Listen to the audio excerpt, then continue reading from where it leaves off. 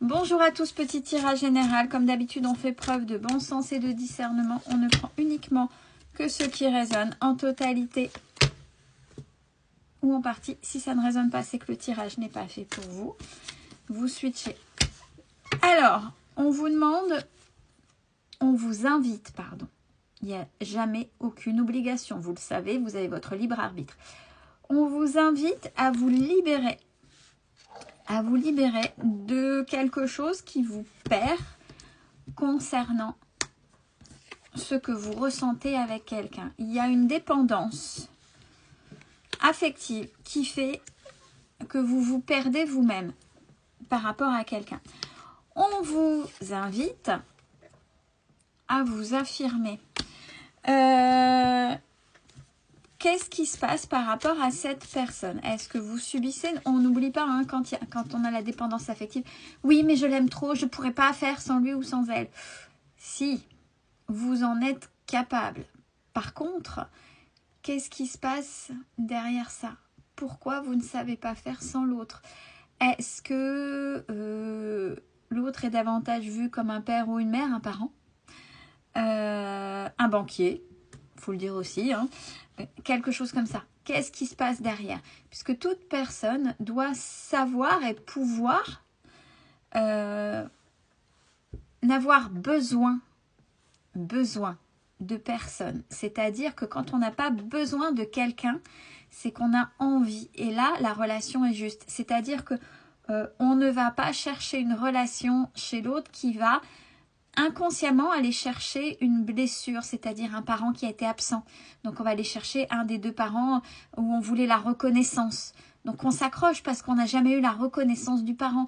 Et quand on voit l'autre, quand on y réfléchit avec la distance, ça a un lien avec, dans cet exemple-là bien sûr, avec le parent qui ne vous a pas donné l'affection qu'il fallait ou qui a été absent ou peu importe, ou peut-être qui vous a humilié, donc peut-être que vous avez quelqu'un qui vous humilie aussi dans son fonctionnement pour que vous en preniez conscience, pour dire là c'est bon, tu vas te respecter. La dépendance affective soit plutôt toi vis-à-vis de toi, c'est-à-dire j'aime bien cette formule, je ne sais plus qui il avait dit, tomber amoureux de vous-même déjà. C'est-à-dire que vous savez mettre vos limites, vous savez vous respecter et vous êtes OK avec vous. Vous n'allez pas faire quelque chose. Ça ne veut pas dire se couper du partage, bien évidemment, et du partage avec l'autre. C'est comme vous vous respectez l'autre. Comme vous avez mis vos propres limites et que vous vous affirmez, vous respectez les limites de l'autre puisque c'est par réciprocité. Si vous vous lancez dans une brèche où il y a absolument quelque chose comme ça où vous ne pouvez pas faire autrement que sans l'autre, c'est qu'il y a quelque chose. Alors oui, il y a les liens d'âme, bien évidemment. Mais les liens d'âme, justement, sont faits aussi pour appuyer ces petites blessures et pour pouvoir travailler dessus pour que la relation soit redevienne saine ou alors attirer de futurs partenaires de manière plus saine dans les relations futures.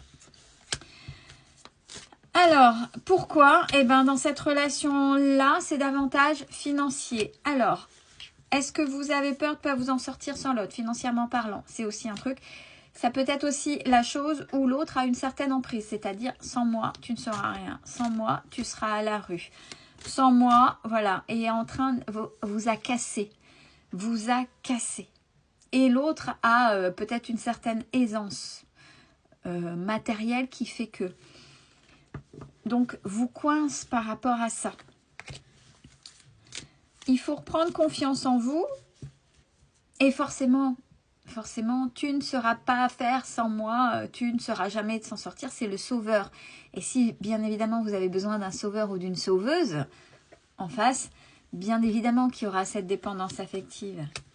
On vous invite à avoir confiance en vous. Sachez que quand vous êtes sous l'emprise comme ça, il y a des choses, il faut structurer, mener des actions, aller voir des organismes pour avoir de l'aide si c'est votre cas.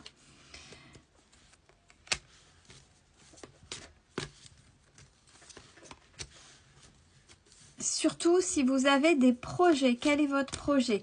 Peut-être que l'autre n'a pas envie que vous réussissiez. Ça aussi, c'est un facteur. c'est un sacré facteur. Si l'autre ne veut pas que vous réussissiez ou ne veut pas que vous lanciez dans telle ou telle chose, il n'y a pas forcément de la bienveillance. Parce que si cette personne vous respectez, bon là je pense que tu vas te planter, mais tu peux essayer, on peut voir ensemble. Cette personne sera un soutien. Ne fera pas à votre place, mais sera un soutien. Non, c'est pas la peine, c'est complètement fou, de toute façon tu vas te casser le nez, etc. Voyez la différence? C'est quelqu'un qui va vous casser et puis qui ne veut pas que vous réussissiez ou que vous essayiez vos expériences pour vous en sortir. Donc là, on vous invite à vous faire confiance et à vous mettre dans un projet qui pourrait vous amener vers cette dépendance. On vous invite à vous éloigner de cette personne toxique qui met vraiment des freins pour... c'est une emprise, hein. Ça va avec la dépendance affective qui joue avec cette emprise. Et ça, c'est pas OK du tout. Ose dès maintenant par rapport à votre projet, par rapport à cette personne et laissez le passé derrière.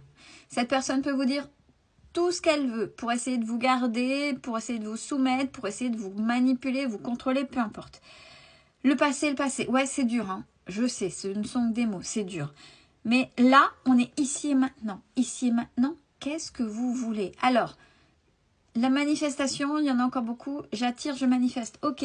Si derrière, on croit en soi, si derrière, on met les choses en action, bien sûr que l'univers vous aidera. Mais si vous manifestez sans mettre de l'action derrière et que vous n'y croyez pas, ça ne fonctionnera pas. Donc, soyez dans l'instant présent. J'ai la concrétisation des projets. Bien sûr, en n'écoutant pas cette fameuse personne. Sinon, vous allez tomber dans vos schémas répétitifs. Attention à ça. Ouais, remise en question.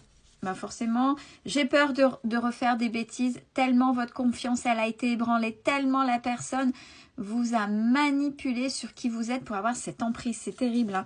Il y a une grosse manipulation de votre part. Vous avez vraiment... perdu confiance en vous.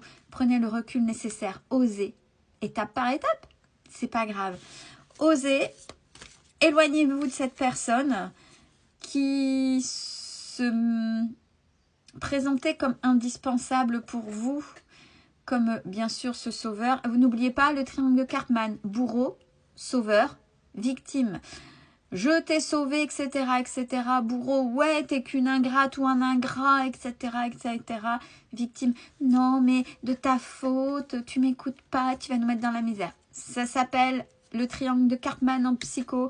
C'est les pervers narcissiques, entre autres, avec des degrés plus ou moins importants. Donc, là, c'est très schématisé. Si vous voyez que vous êtes dedans, sortez-vous de là. Laissez cette personne derrière vous. Elle est toxique. Si vous y arrivez, il y a une nouvelle rencontre pour vous. Attention, bah oui, comme vous êtes en pleine dépendance affective, on dit que les attentes seront différentes. Parce qu'il y a trop de mental. Il y a trop de mental pour vous. Alors attention à ça. Parce que vous espérez des changements positifs. Vous espérez changer l'autre. En même temps, par effet miroir, l'autre, comme il ou elle essaie de se poser en sauveur, ben vous essayez de le changer. C'est pas l'autre à changer. C'est pas vous qui allez changer l'autre. C'est l'autre qui décide oui ou non de changer.